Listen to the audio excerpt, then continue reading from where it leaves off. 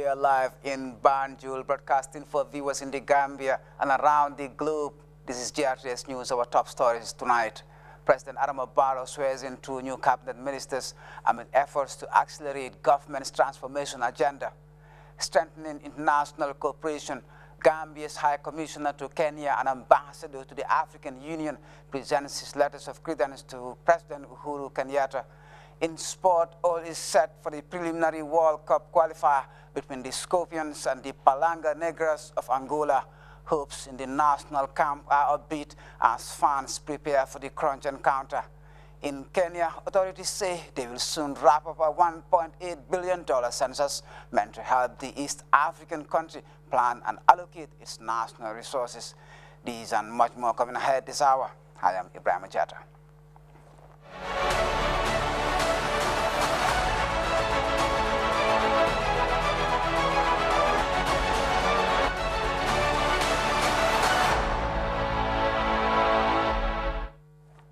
A warm welcome to the news. We begin with the President, His Excellency Adama Barrow, who has tasked the newly sworn-in Ministers of Defense and Interior to expedite the process of security sector reforms to enhance peace, security, and the rule of law. President Barrow made this call during the swearing-in ceremony of 2 cabinet ministers, the Secretary General, 2 permanent secretaries, and the Executive Secretary of the National Human Rights Commission. As we hear in this report by Mamadou Diallo, the latest appointments are part of the President's overall strategy to expedite his transformation agenda. Omar Faye, a career diplomat and retired military officer, was sworn in as the new Minister of Defense following his appointment by the President and Commander-in-Chief of the Gambia Armed Forces, His Excellency Adama Barrow. I, Sheikh Omar Faye, having been appointed as Minister of Defense of the Republic of the Gambia, do swear that I will directly or indirectly reveal such matters as may be committed to my secrecy. Another veteran police officer, Yankuba Sonko, also took his oath as the new Minister of Interior. The respected and experienced former police chief is seen as the right man to restore confidence in the internal security apparatus. The new Secretary General and Head of the Civil Service, Mohamed B.S. Jallo, 2 other permanent secretaries, and the Executive Secretary of the National Human Rights Commission, Chairman Ahmad Bari, were all sworn in. Speaking on behalf of the sworn officials, Mohamed B.S. Jallo extended gratitude to the President for the confidence and trust, assuring him that they will live up to the challenge. Your Excellency, you have also challenged us that over the 2 decades, the civil service of this country has been destroyed. And you want us to restore the civil service to its past glory. We are giving you the assurance that we will do our level best together with the team that you have challenged us to work with to make sure that the civil service goes back to the glory that it was once before, where it was the envy of the sub-region, not only the sub-region, but most of the English-speaking Africa. The President commended the officials for accepting the appointments, but underlined the need to shuffle things when necessary to ensure that the desired results are attained. As we embark on the process of nation building, we cannot do things the same way and expect different results. Positive change leads to positive results. This is one of my government's guiding principles. Our country is going through a phase of transformation, which calls for strong structures and a solid human resource base. To realize our goals as a government and a people, we must stand united and work to change the country for the better. President Barrow expressed hope that the appointment of new Ministers of Defense and Interior will expedite the process of security sector reform and enhance national security, peace, and the rule of law, given their experience and expertise. Since coming to office, my priority has been to put our institutions in the right form, monitor and review their processes and successes, and take proper action. Peace, security, and the rule of law are key factors for stability. With this in view, I decided to let go the portfolio of Minister of Defense to ensure that we have a ministry under a cabinet minister to lead the sector reforms we so strongly believe in and desire to implement. It is in this context that we have a new Minister of Defense. Because it is also important to fast-track the internal security sector reforms. I trust that with the new Interior Minister, a sharper focus and more urgency will attend the security reform program. President Barrow called for the right attitude and mentality in the civil service, urging the Secretary General, permanent secretaries, and department heads to provide the leadership and inspiration so that the service works effectively and efficiently to attain set targets. As public servants, we should be ready to face the task of building the right institutions with the right frame of mind. The country needs people who serve sincerely, no matter what their political affiliation may be.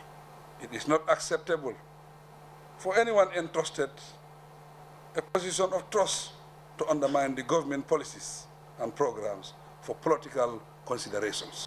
He finally affirmed his administration's commitment to engage in institutional and legal reforms, which are necessary in the building of strong democratic institutions, leading to socio-economic development and the realization of the National Development Plan. Mamadou Diallo, GRTS News. Let's stay with the presidency because cabinet ministers have deliberated on a number of papers tabled by the Ministry of Transport, Works and Infrastructure, which aims to enhance free movement of people, increase safety in civil aviation, and deter criminal activity on civilian aircraft. Ministers also looked at two other reports presented by the Ministers of Tourism and Culture and the Information and Communications Infrastructure Minister. Omurjalo tells us more. Cabinet ministers met for the 7th session at State House. Violence against children in the sub-region is growing at a rapid dimension. This, according to activists, include the persistence of harmful traditional practices against children to protect and promote the rights of children in the sub-region. It is against this background that the United Nations Human Rights Commission extended the operation of PAPEF project in the Gambia. The launching of the project, which was graced by officials from the UN, the Ministry of Women, Children and Social Welfare, among other dignitaries, seeks to support and protect children who are victims of human rights violations. The project was initiated in 2019 and is expected to last for a duration of 3 years. The project intervention countries are Senegal, Gambia, Guinea-Bissau, Mali, Niger. These are countries having a high rate of child rights violations such as child marriage, child labor, child trafficking, child beggars, and female genital mutilation. Protecting children from all forms of human rights violation, abuse and exploitation, and ensuring that their rights are protected is paramount in any society. Simply put, children are the future of any country, as they will naturally assume the mantle of leadership. The way society treats its children is therefore very important, as it will define the kind of leaders we have and the type of society that we'll have tomorrow. The situation of the children in the Gambia have improved, but a lot needs to be done. We have numbers of child rights that still need to be addressed.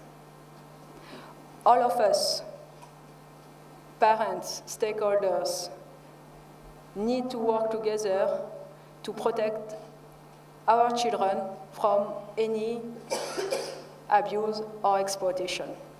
The Director of Department of Social Welfare, Janko Jabi, gave an overview of project activities in the Gambia.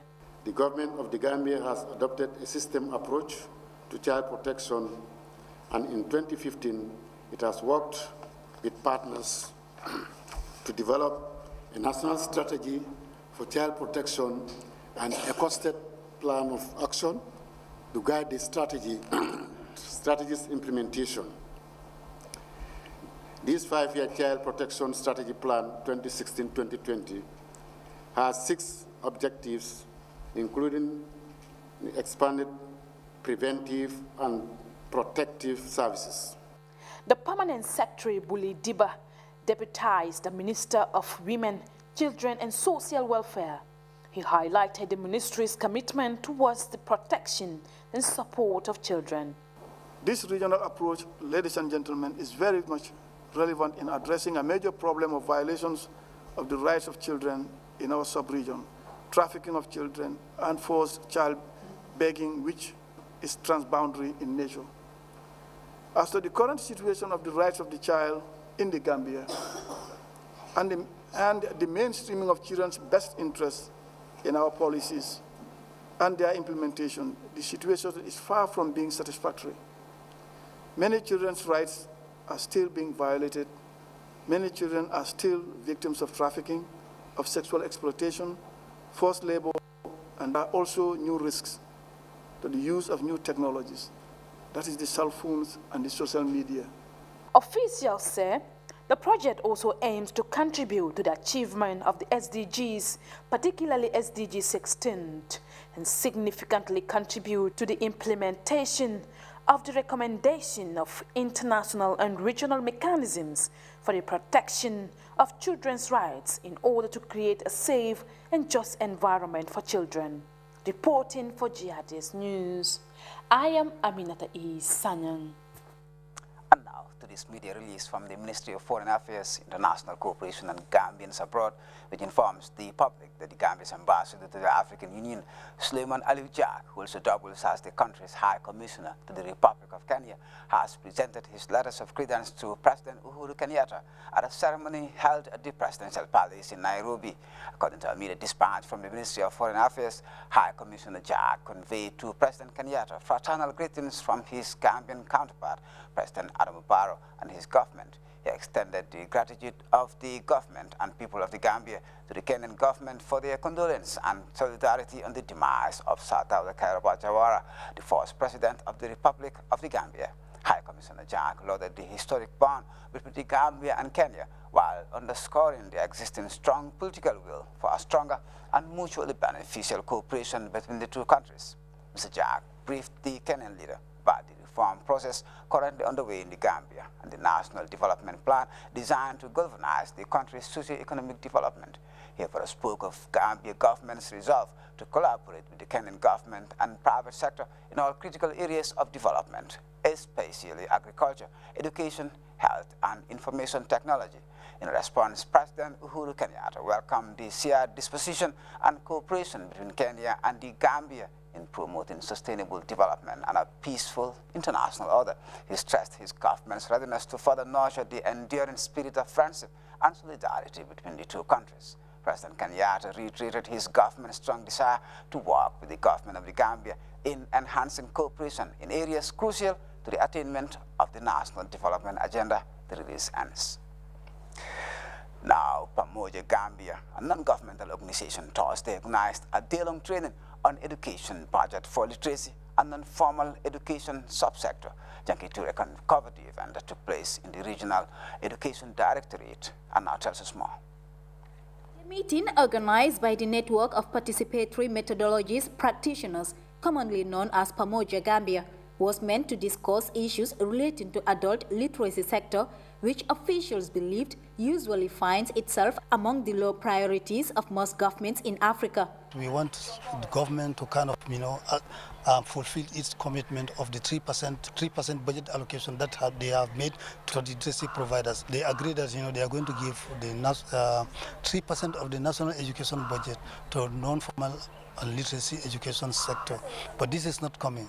So the workshop ideally want to come up with strategies, ways, and the means of getting that one done. Obtaining quality education is the foundation to creating sustainable development. So education is key. What we have realized that education plays a pivotal role in ensuring that people have reached some level of development. This is why NPNP is focused on education. The participants were drawn from different sectors, including local government authorities, ward councillors, Women's Bureau, among a host of other dignitaries. The chairperson of the organization, Boubacar Kamara, dilated on the importance of the gathering. He observed that there is an increased number of illiterates among youth and adults in Africa, and the Gambia is no exception. He therefore called on authorities to map out strategies to entitled Reading the Past, Writing the Future, 50 Years of Promoting Literacy, which reviewed 50 years of global progress on fighting for literacy. However, despite the progress, 758 million youth and adults, we are still illiterate, and the actual number of adults that are illiterate has grown, meaning educational measures have not kept pace with the population growth, according to the UNESCO report. The focus of the workshop is centered around the United Nations benchmark of 3% of the national education budget. This, according to the acting regional director of basic and secondary education programs, Anna Mendy, is allocated to literacy and non-formal education sector as one of the activities to be implemented by Pamoja. The workshop is timely and thus will accord participants the forum to share and discuss possible workable strategies for advocating for the fulfillment of this benchmark. I urge you all to effectively share and contribute positively in the deliberations which will help the organizers and stakeholders design tangible and responsible plans for the sector. It is hoped that at the end of the training, participants will come up with tangible and advocative strategies to be able to engage the policymakers to spend at least 3% of the national education budget to support the literacy education in the Gambia. Reporting for the news, I am Jenketure. A Senegalese delegation from a project dubbed Paris were implementing irrigation facilities for women vegetable growers in Senegal on a 3-day walking visit to the Gambia. The visit is meant to learn best horticultural practices on the GCAF project for proper implementation in Senegal.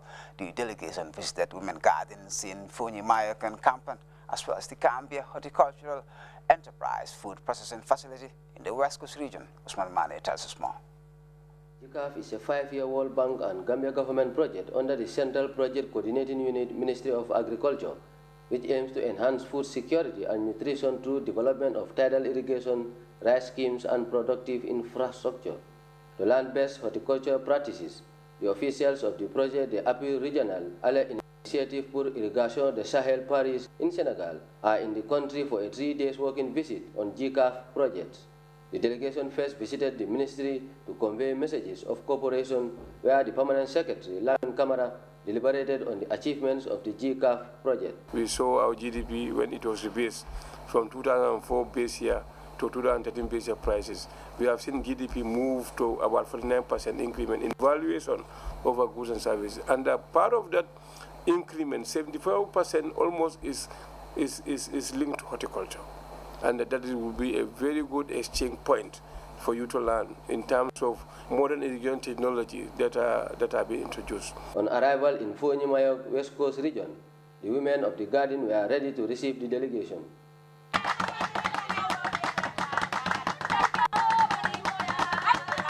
Speaking on the garden project, Secretary Sajo Kujabi said over 100 women are working in the facility and explained the partnership with Redfield Company in the baby corn cultivation. This, he noted, increased their income to over $100,000 in 3 harvest seasons. We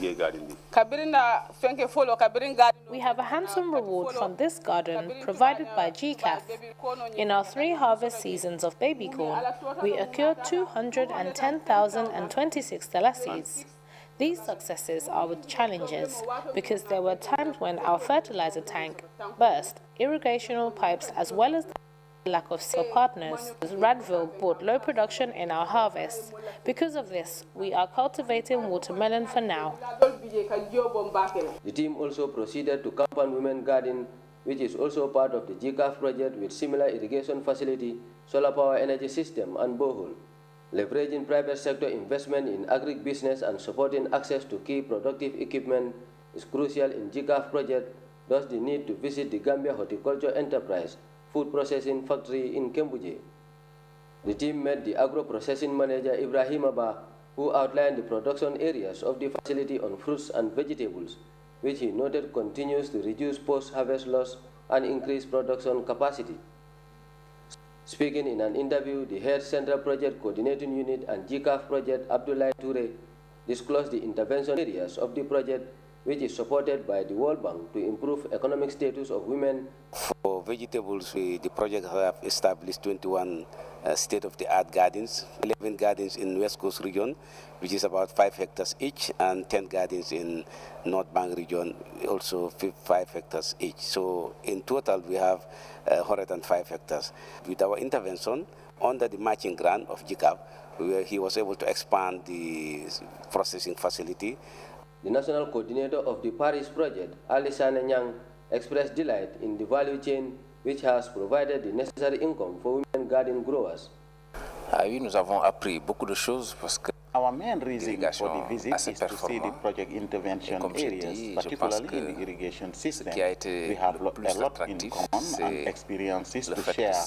What is more fascinating is the value chain with the food processing facility that the project has supported, provides market for women garden growers, and also reduce post-harvest loss.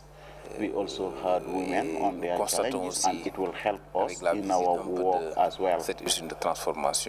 The team is also expected to visit Radville Company and farms, as well as entrepreneurs who benefited from the project margin grant. Usman Mane, GRTS. Now, the interim president of the Gambia Music Union and 3 artists from the Gambia's entertainment industry have arrived in Banjul after completing a major European summer tour organized by Salam Festival in Sweden. Family and friends met at the Banjul International Airport to welcome the artists, who described the event as a major success. Madam Atiba tells us more. After completing a European summer tour in Sweden and other parts of Europe, the interim president of the Gambia Music Union, Jibril Balagay, and 3 other artists arrived in Banjul on Wednesday. The tour, which offered a major opportunity to sell Gambian music in the international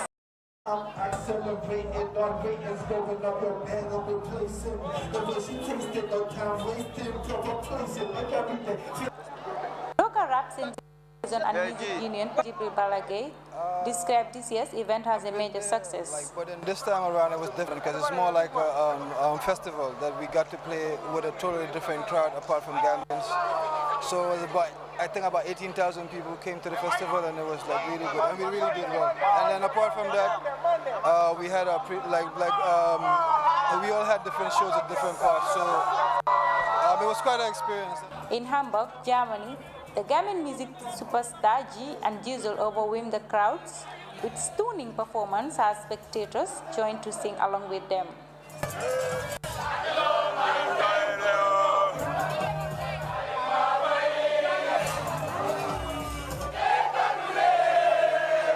It was really, really great, and I've learned a lot. It was a great experience performing in a whole different zone, in a whole different audience, you know, and they're happy that you're performing for them. City sensation Sophia and Barhama Cham applauded the initiative and said such events are crucial in selling the Gambia's art and culture to the rest of the world.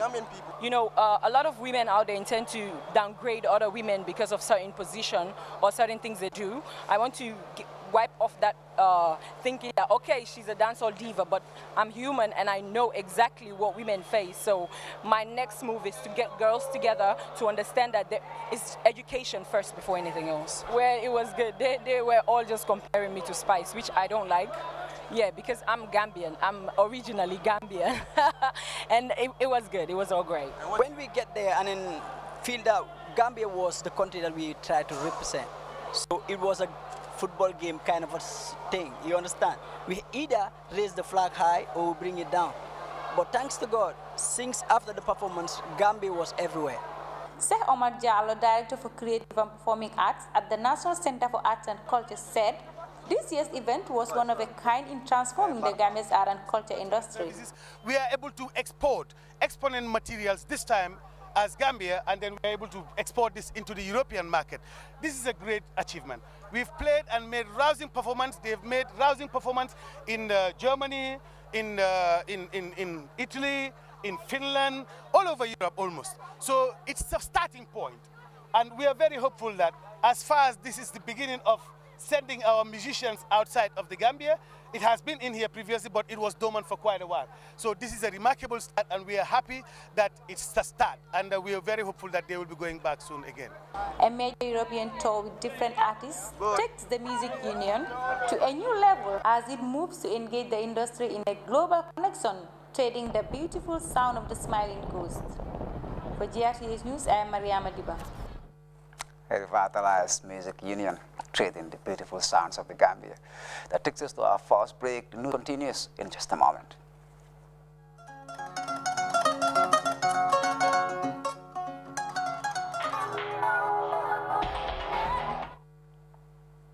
Welcome back. In sports, the senior national Scorpions continue training at the special camp convened ahead of Friday's crunch tie with the Palanga Negras of Angola, who arrived earlier in Banjul for the preliminary World Cup qualifiers. Hopes in the Scorpion camp are high, with fans also preparing for a colorful and resounding turnout to support the national team.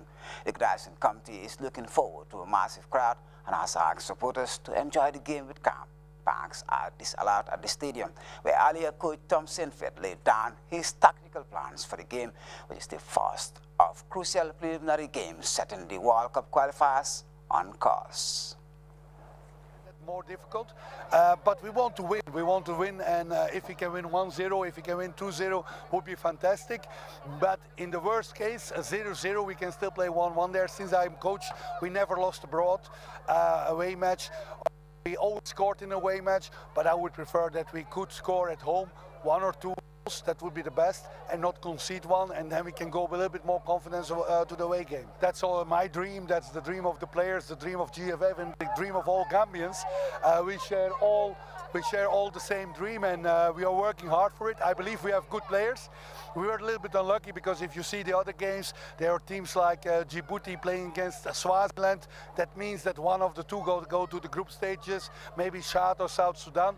We have a tough opponent with Angola. Angola has a very tough opponent with us, but we are confident that we can make it to the next round. We need a little bit luck, but we will do everything tomorrow and on Tuesday to achieve the result what we want and to qualify for the group stage. The qualifying to World Cup is a big goal for our national team because it's only one time in 2016 Angola qualified to World Cup, so everybody are very excited for tomorrow because they have the players have the dream to play the World Cup. For a few of them is the last chance to play, so tomorrow we will try to finish with a good score for us. We believe we can come here to have a good score, and in the second half we decide. But for sure it's only in the second half everything are decided. I believe that everybody are confident with that. But tomorrow we're going to do a great performance. Can the Scorpions sting the Palanga Negras? Let's find out tomorrow. And that ends this edition of the news. A recap of the day's top stories. Before we go, President Adam Barrow has sworn in 2 new cabinet ministers amid efforts to accelerate government's transformation agenda, strengthening international cooperation. Gambia's High Commissioner to Kenya, an AU ambassador, has presented his letters of credence to President Uhuru Kenyatta. In sport, all is set for the preliminary World Cup qualifier between the Scorpions and the Palanga Negras of Angola. Hopes in the national camp are upbeat as fans prepare for the crunch encounter. In Kenya, authorities have announced they will soon wrap up a $1.8 billion census meant to help the East African country plan and allocate its national resources. Those are in this edition of the news. Thanks for watching. And next, we have the weather courtesy of the Central Focus Office.